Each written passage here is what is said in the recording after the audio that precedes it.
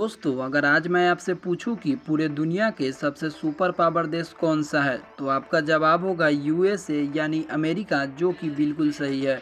क्योंकि यूएसए के आर्मी को आज पूरे दुनिया के सबसे बेस्ट आर्मी माना जाता है। यूएसए के इकोनॉमी 25 ट्रिलियन डॉलर की है, जो कि पूरे दुनिया में सबसे बड़ी इकोनॉमी है। अगर आज इसे हम इंडिया से कंपेयर करें तो ये 8 गुना से भी ज़्यादा होता है। इसके अलावा अमेरिका टेक्नोलॉजी में भी सबसे आगे है, पॉलिटिकल पावर में भी सबसे आगे है। डॉलर जो कि इंटरनेशनल ट्रेड में यूज किए जाते हैं, वो भी अमेरिका का ही करेंसी है। आज दुनिया के बड़े बड़े कंपनियां जैसे एप्पल, गूगल, माइक्रोसॉफ्ट, ये भी अमेरिका का ही कंपनी है। इसके अलावा यूनाइटेड नेशंस का हेडक्वार्टर भी अमेरिका में ही है। और इन सभी के अलावा दोस्तों, अमेरिका कई और क्षेत्रों में बाकी देशों से आगे है। तो क्या होता है ये सुपर पावर देश, और क्या सच में अमेरिका शुरू से ही इतना पावरफुल था? अगर नहीं तो अमेरिका कैसे इतना बड़ा सुपर पावर देश बन गया? और किसी भी देश को सुपर पावर बनने के लिए क्या क्या क्राइटेरिया फुलफिल करना होता है, चलिए जानते हैं आज के इस वीडियो में।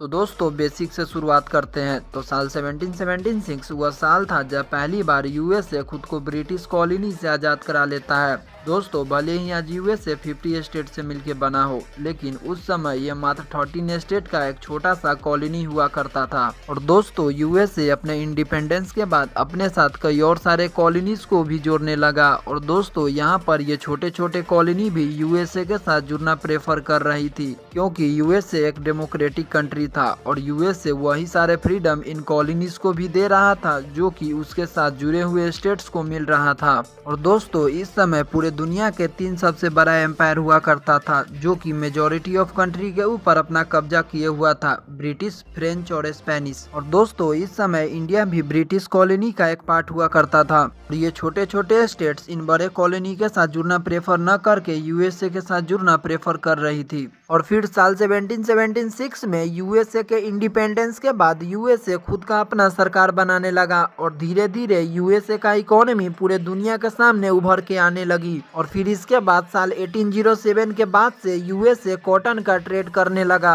और दोस्तों, साल 1850 तक यूएसए अपने साथ कई और सारे टेरिटरी को भी जोड़कर बड़ा बनने लगता है। और 1850 तक यूएसए इकोनॉमिकली भी काफी ज्यादा स्ट्रॉन्ग हो जाता है। फिर जाकर साल 1867 में यूएसए सोवियत यूनियन से अलास्का को खरीदकर अपने देश में शामिल कर लेता है। और दोस्तों, साल 1900 तक यूएसए अपने साथ बहुत से टेरिटरी को जोड़कर काफी बड़ा देश बन जाता है। लेकिन दोस्तों, यूएसए के सुपर पावर बनने की कहानी 1900 से 1950 के बीच शुरू होता है। साल 1900 के बाद यूएसए में कई सारे इकोनॉमिकल डेवलपमेंट देखे गए, जैसे यूएसए में कई सारे इंडस्ट्री खोले गए, यूएसए में स्टील फैक्ट्री को सेटअप किया गया, पेट्रोलियम, रेल रोड। इसके अलावा यूएसए के इकोनॉमी में बैंकिंग का भी बहुत बड़ा योगदान है। फिर दोस्तों, इन सभी के बीच वर्ल्ड वॉर 1 की शुरुआत होती है, जिसमें कई सारे सुपर पावर देश एक दूसरे से लड़ रहे थे।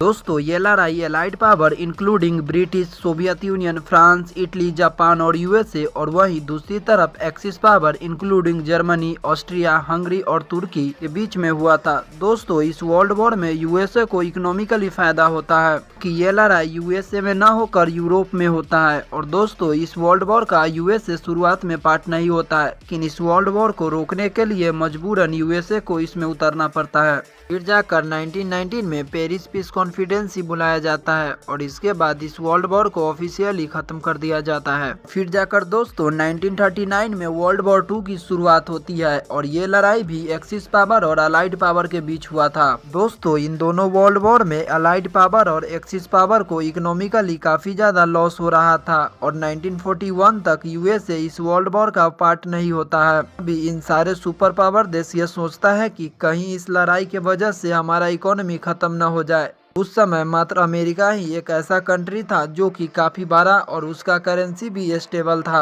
इसीलिए इन देशों ने यूएस डॉलर को खरीदकर अपने देश में रिजर्व करने लगे। इसके वजह से दोस्तों यूएस डॉलर का डिमांड काफी तेजी से बढ़ने लगा।